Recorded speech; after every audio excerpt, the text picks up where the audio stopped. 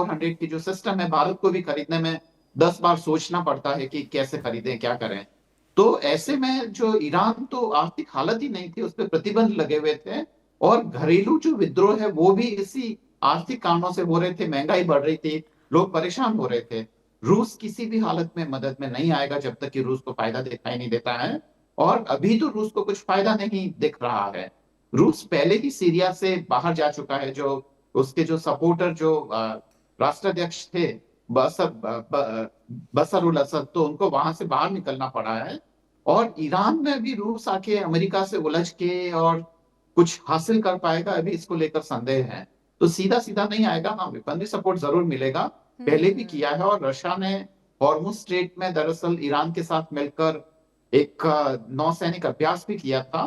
पर वह कितना काम आएगा, वो क्या वाकई साथ में उस अभ्यास के बाद में अब कोई एक्शन लेने की स्थिति में ईरान के साथ आएंगे, या ईरान को डूबता हुआ देखेंगे, यह अपने आप में काफी बड़ी वाकई ये चीज है। बेहद बड़ा हर्षा सवाल है। जी। बिल्कुल। डीएस सोडी जी, अब जिस तरीके के हमले लगातार देखने को मिल रहे हैं, क्या लगता है कितना सरवाइव ईरान कर पाएगा? देखिए, महज 2 दिन बीते, 7 टॉप लीडर, अपने सुप्रीम लीडर को भी ईरान गंवा चुका है। ऐसे में अब हमले और बढ़ने ही वाले हैं, क्योंकि इसकी चेतावनी ट्रंप ने भी दे दी है और नेतन्याहू ने भी दे दी। आगे आप कैसे देख पा रहे हैं, क्या लगता है ईरान कितना सरवाइव कर पाएगा? देखिए, ईरान के लिए सर्वाइव करना बहुत मुश्किल है। ईरान रिटेलिएट कर रहा है। नुकसान ईरान का बहुत होने वाला है, क्योंकि अमेरिका ने और इसराइल ने अपना इंटेंट जो है बहुत क्लियर कर रखा है।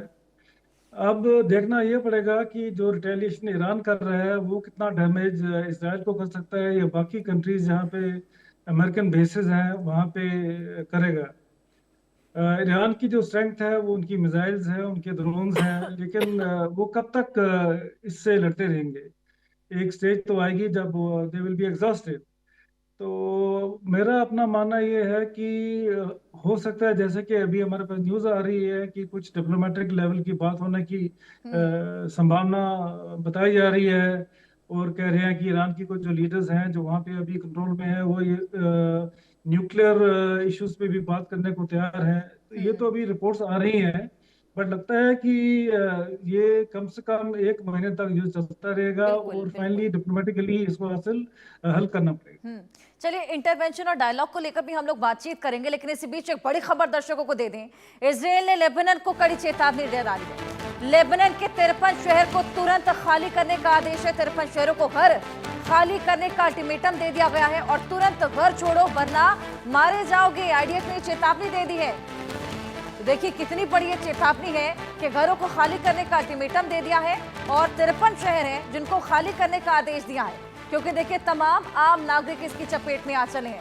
तमाम आम नागरिकों ने इसमें अपनी जान गंवा दी है। बेहद बड़ा खामियाजा यहाँ पर ये तमाम बेबस लोग जो कि अपनी जान देकर यहाँ पर नजर आ रहे हैं, और इस बीच 53 शहरों को तुरंत खाली करने का अल्टीमेटम दिया गया।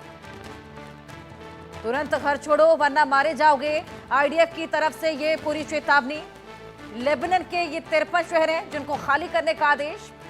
लगातार जिस तरीके से भीषण हमले देखने को मिल रहे हैं, ये चेतावनी वाकई बेहद जरूरी हो जाती है।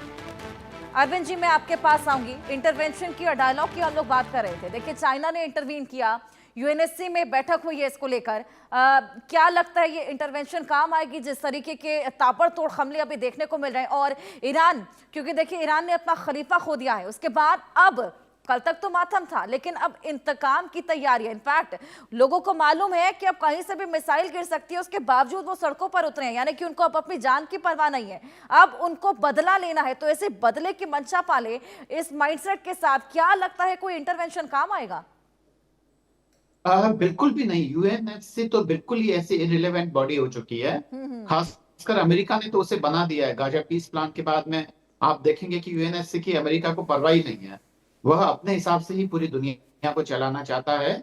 चीन, रूस वहां पे केवल उस प्लेटफॉर्म का इसलिए इस्तेमाल कर रहे हैं ताकि पूरी दुनिया को बता सके कि क्या गलत हो रहा है और क्या सही हो रहा है, और उनकी ओपिनियन क्या है। तो वो एक तरीके का मीडिया सेंटर बन चुका है, जहां पे केवल और केवल खबरें प्रसारित हो सकती है। ओपिनियन प्लेटफॉर्म हो गया है। उसके अलावा वह एक्शन प्लेटफॉर्म है नहीं। तो वहां पे चीन उठाए, रूस उठाए, अमेरिका को कोई फर्क नहीं पड़ता है। अमेरिका धीरे धीरे यूएनओ की पूरा का पूरा फंडिंग भी रोकने वाला है। इस बारे में वहां पे सीरियसली सोच रहे हैं। अब डायलॉग का समय खत्म हो चुका है। अब बात